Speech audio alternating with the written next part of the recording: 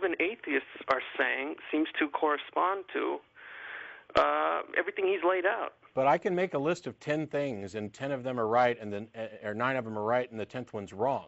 What you're doing is saying that here's somebody who's telling you something, and it seems to go along with everything you hear, and oh, by the way, in addition, he's telling you that he's the God that everybody else has talked about. Well, that claim is the only one that we're debating here, not anything else. Okay. It needs its own justification. The fact that other claims by this individual agree with other things are entirely irrelevant as to whether or not the claim that he is the God everybody else is talking about is true. And also, I can demonstrate that is necessarily false, because there's not a God that everybody else is talking about. The ideas, the concepts of gods that exist in other religions are in many cases mutually exclusive, which means they cannot possibly be pointing to the same individual. Well, he answers that question very specifically. He says the reason why they seem so different, Hinduism, Buddhism, Christianity, Islam, and so on, they appear different because the messages that they've brought, the way that they've described God has been dependent on our own personal understanding within a particular cultural context. That's an ad hoc rationalization, and I don't care if he said it or who said it. It's irrelevant to proving the point that he is who he claims to be. How do you demonstrate that he is who he claims to be? Well, he says his first most proof is his own self and his own claim. Well, that's not proof. Sorry, that's nothing. And by the way, you have identified an individual that you believe is an unknowable God. If there's not 2 contradictions in that sentence, I don't know. I've never heard them. No, I'm saying he's the knowable component of something that's unknowable to begin with. There is no knowable component of an unknowable. He's just like you and I. You know, he I agree. He ate, just he like slept, I he agree. Died, like a regular I have no person. problem at all. I have no problem at all accepting that he's just like you and I, except that one of us is lying about whether or not we're a god. Right, and I guess you'd have to say he's lying or not. And I think I have just as much right to say I do believe what he's saying as you do to say you don't. You absolutely have as much right. But what's your justification for believing it? Not your right. What reason do you have to believe that it's actually true? What reason? My reason is his own self, his own person, his own claim, his own writings. So there's a guy, he wrote some stuff, he made some claims, and that agree with everything else that you've seen, like even from atheists, except on this issue that there is an unknowable God. And you've decided to just go ahead and believe it. Okay, well, that is your right. But there's nothing in there that really constitutes an argument for why it makes sense to believe it. Here's an example, AJ. I'm gonna say 4 things. The universe is billions of years old. The sky appears blue due to the refraction of sunlight by our atmosphere. I shave off my head every week, and I'm God. Well, then I'd have to either believe you or not. And do you believe me? No, I don't believe you. Why don't you believe me? Because you are not. I mean, are you trying to? What is your purpose? Are you trying to bring about unification of mankind and world peace, or what is? Do you have an ulterior purpose? Sure. In some sense, I could say that I am in partly about the unification of mankind and world peace. But why don't you believe me? That's your answer had no relevance to my question. No, you've just made a very spectacular claim. So let's see if you are true or not. Are all people? I would be willing to be a follower of you, but you need to show me how you can unite Muslims and Christians. How are you going to do that? But AJ, I'd certainly agree that if there's a person who really wants to unite mankind and bring about world peace, and they're really doing it and seem to know what they're doing, that is a good reason to follow that person. How do you make the leap from that to they are a representative of this unknowable God? Well, how does that follow? Thing? You're just using different words to describe the same thing. To follow somebody, you're putting your whole trust in them. That follow equals worship? I'm sorry? So follow for you equals worship? Yeah, yes, it does, because I don't believe in superstitious worship of religion. Sure, and I'm not altogether. And I'm not, you do. And I'm not actually bothered by that, whether you want to call it follow, worship, whatever. It still not a demonstration that the individual is a god. You're talking about analyzing the efficacy of their plan for improving the species, and from that saying, yep, I believe their claim that there's a god. He's not saying that there's two characters he's talking about. Either. There's the unknowable I'm God. saying God is unknowable. This guy's like a prophet, right? Purposes. Is this character's like a prophet that you're talking about?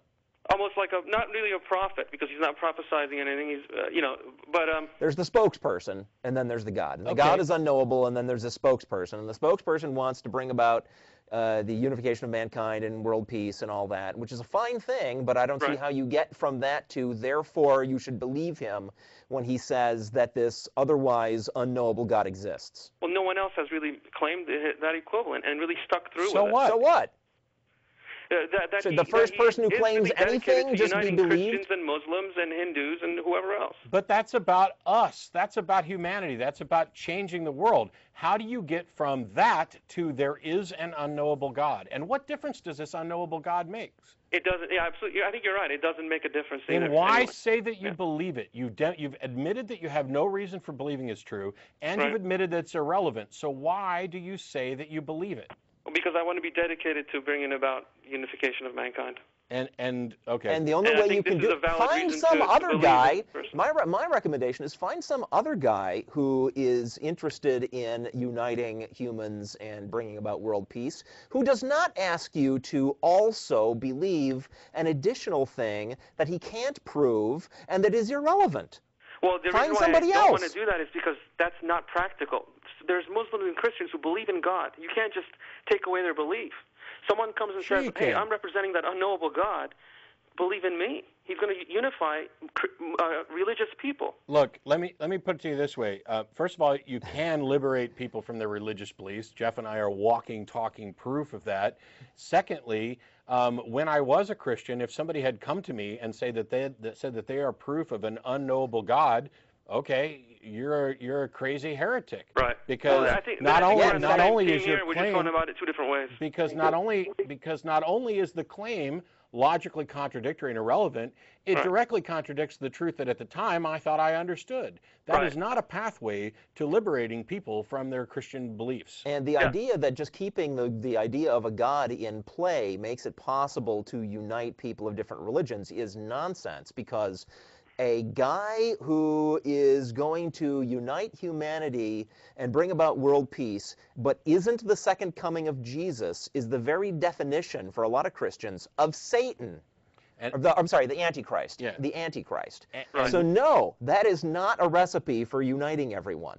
And lastly, AJ, if what you're really doing is trying to keep this concept of God alive to use it as a tool, and you actually don't believe it and this God is irrelevant, then you are engaged in dishonesty and sophistry, and you are convincing people to give up their beliefs for bad reasons, and that's the worst thing you can possibly do, because we want people to give up their beliefs or to believe things for good reasons, because they already believe things for bad reasons. And when you convince somebody to, for example, get rid of their religious beliefs, and you do so for bad reasons, as you find in, for example, like the Zeitgeist movie and other things, when somebody comes along later and corrects that misinformation, they have now doubly reinforced their position.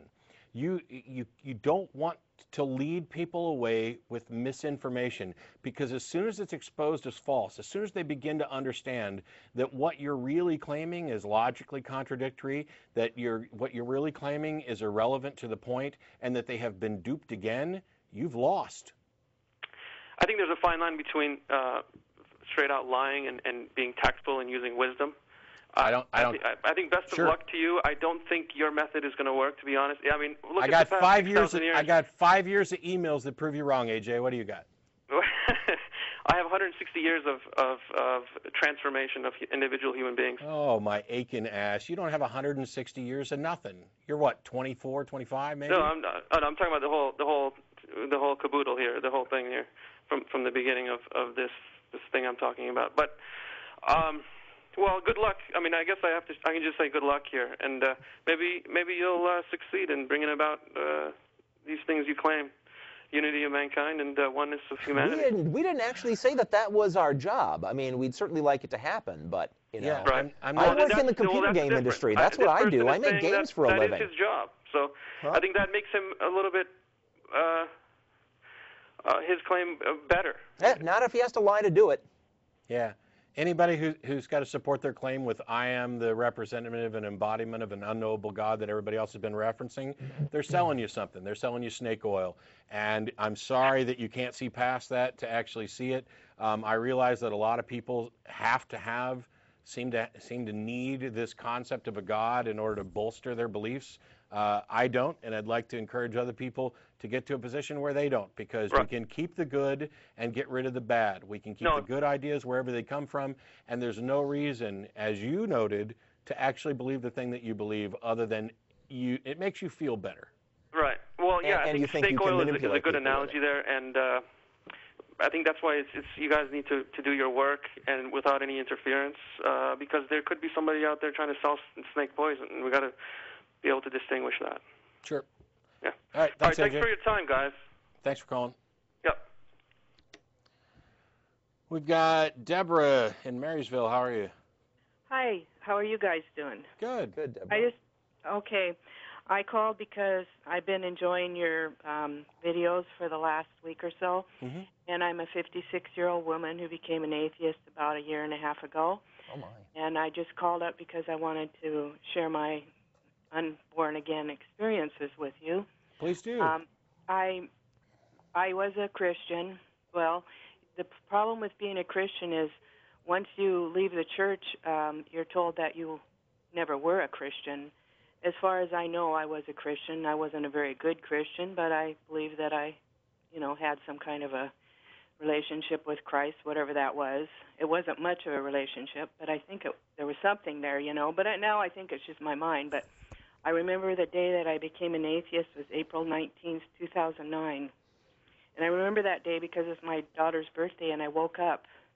And this is after doing a lot of study on atheism and in Christianity, and I woke up one morning and I said, I don't believe in God anymore.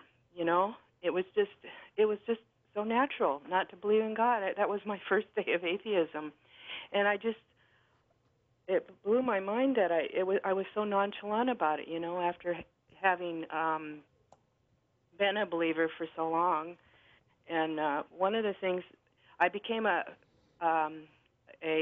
universalist believer before I became atheist. And I used to study. I used to have horrible bouts of depression, suicide and suicidal thoughts and depression. And finally, when I gave up hellfire, I still was a Christian, but once I gave up hellfire, I no longer had depression.